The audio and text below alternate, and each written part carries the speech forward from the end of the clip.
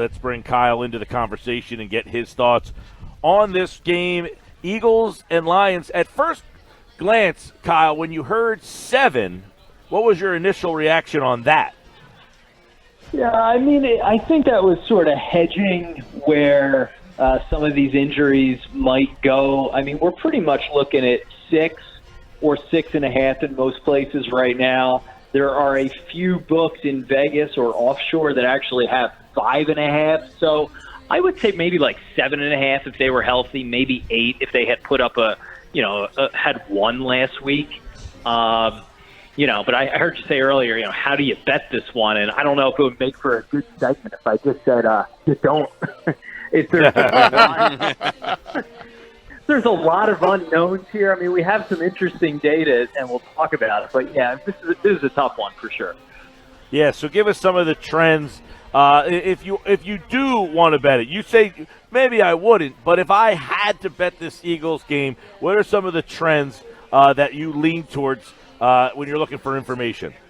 Yeah, so you look at the quarterback. That's a good one here. And interestingly, both quarterbacks are pretty terrible in this situation. So, but one thing to look for is if the game were to get back to 7, and I don't think it will, but if it did, Matthew Stafford, 2-7 against the spread when an underdog is 7 to 10. He's 2-7 against the spread as a 7-point underdog in that situation, and when it gets over that, he's 4-9-1 against the spread. So he's not good when the number is over 7. When it's under 7, he's like 3-1 when it's in that 6 to 6.5 range. Meanwhile, though, Carson Wentz just not good against the spread. 1-6 against the spread as a home favorite going back to last season, and 3-10 against the spread as a starter over the last 2 seasons. So neither quarterback great in this situation. Doug Peterson also not great against the spread since the start of last season. Yes, he overall is 16-4 at home, but he's been the worst cover coach in the NFL since the beginning of last year, 2-6 against the spread, I guess with a push in there. So not a lot of positive trends here. 7 is the kind of magic number that would put it in the Eagles' favor, but there's just not a ton to go on. So we've been looking a little bit more at the money line and to see if there's any value there. What about the total here? It was 46, 47, 48 in that range. Is that maybe a way to kind of find some value? Yeah, I don't think so. It's come down, obviously. I mean, one thing to look at is Stafford is pretty terrible against the spread when it lands between 46 and 48. But again, I mean, even since today, it's down to 45.5 in some places, which seems pretty accurate. The way I, kind of like to look at the total here is the Eagles have gotten off to some pretty horrific starts. You would think now, coming home, there'd be some level of urgency to put up points early. They have shaken the rust off from week 1. They've absorbed these injuries and, whichever ones they'll have to take the field with this week. So I would expect, if anything, maybe a little bit of a contrarian play, like taking like the over of 9.5 first quarter points. I don't want to mess with the game total. I think the Lions they're a very good defense. You have to. I don't think Stafford is a particularly great quarterback. I don't think Matt Patricia's teams have been that great offensively. I'd look for a relatively low-scoring game, but if I wanted to be contrarian, I'd take like a first quarter or a first half over and not mess with the game total. Kyle, I agree with you, man. When we're talking betting this game, I do not like it. If I had to bet it, I'd probably take the Lions with the points, kind of like you're alluding to here, and the total's interesting. But when I scroll over and I look at the player props, I think there's some opportunities there, and I don't know how much homework you've done on player props for the Eagles-Lions game, but is there anything that stands out to you? I'll throw a couple out at you and see what your thoughts are. Like Miles Sanders over under 40.5 rushing yards. I think there's an opportunity to go way over on that. All three of us here, I think we're in agreement that the Eagles are going to come back and run the ball. There's a trend with Doug Peterson after week 2 losses the past 3 years that he comes back and pounds the ball and rushes it and will hand it off to Sanders. So that's just one example. What are your thoughts on that and any other props you see? Yeah, I actually agree with you on that one. don't know enough. I don't know enough about Miles Sanders after 2 weeks to feel that great about him. I mean, I tweeted during the game, like, everyone's telling us he's good, but, we haven't seen it. Then again, Jordan Howard hasn't looked any better. But it seems like Doug Peterson's going to keep giving him the ball. All he's really got to do is snap off even one or two halfway decent runs to hit that total. He's second or third, depending on the book, on odds to score a touchdown. So everyone's convinced he's going to get the rock. I agree with you. That's a pretty low total. I think another safe one is you can get like even money on Zach Ertz to score a touchdown, which isn't that inventive. But you consider he scored 19 touchdowns at home throughout the course of his career, only 10 on the road. So he's about 2-1 better at home. Obviously, you're down at least one receiver, maybe two. You have to imagine he's going to get end zone targets. And kind of a fun one, he's plus 800 to score the first touchdown. I think, if you're looking for some value on a low money bet, something like that. But I'm with you on Miles Sanders, and, maybe I'd throw, a little, a half a unit on Ertz to score the first touchdown of the game. Yeah, that's good info on Zach Ertz there regarding, touchdowns home versus away. And I just feel like the Miles Sanders is an absolute steal.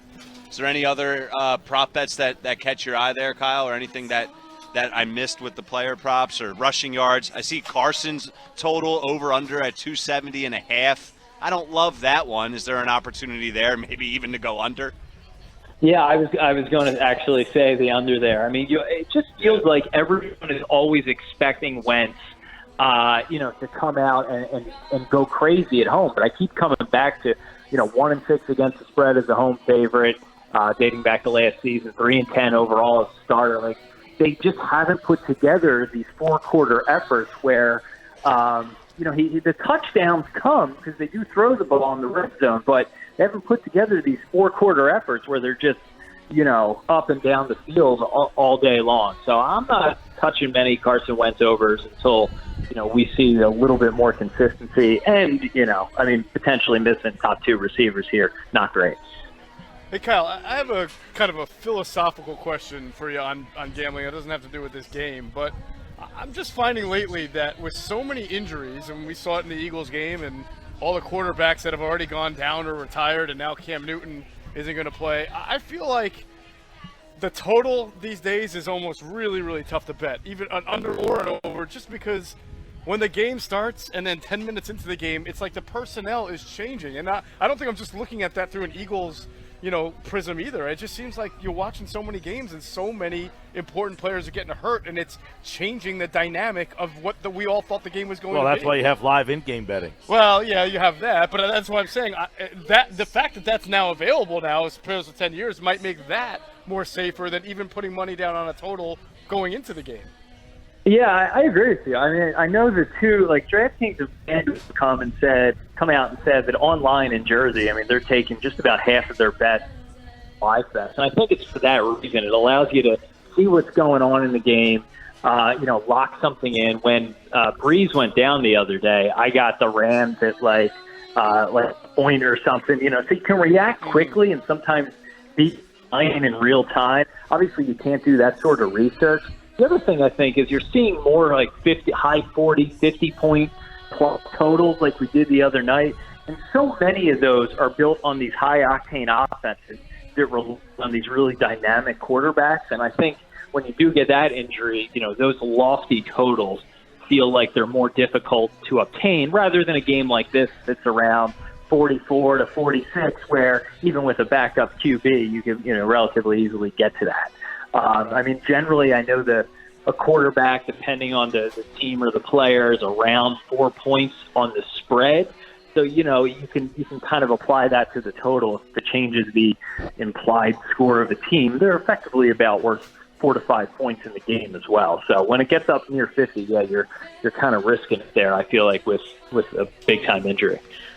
If you were a betting man, Kyle Scott, would you bet on Antonio Brown being on a roster by the end of the year? No, I'm sure some offshore book will come up with a prop for that, but it's going to be a heavy plus money, I'd imagine.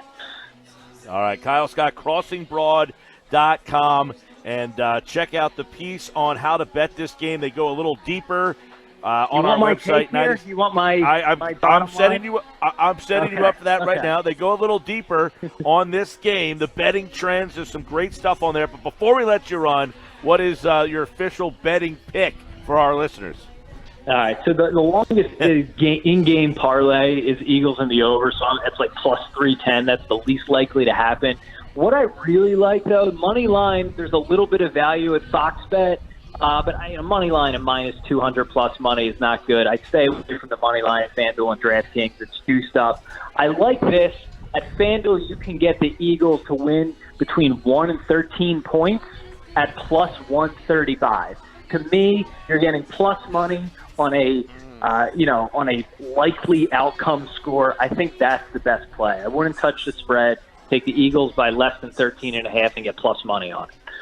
Very good. And you can read more about this game and how to bet it at 973ESPN.com. Check out Kyle Scott and the guys at Crossing Broad and all the stuff those guys do over there. Thank you, Kyle. Take care, man.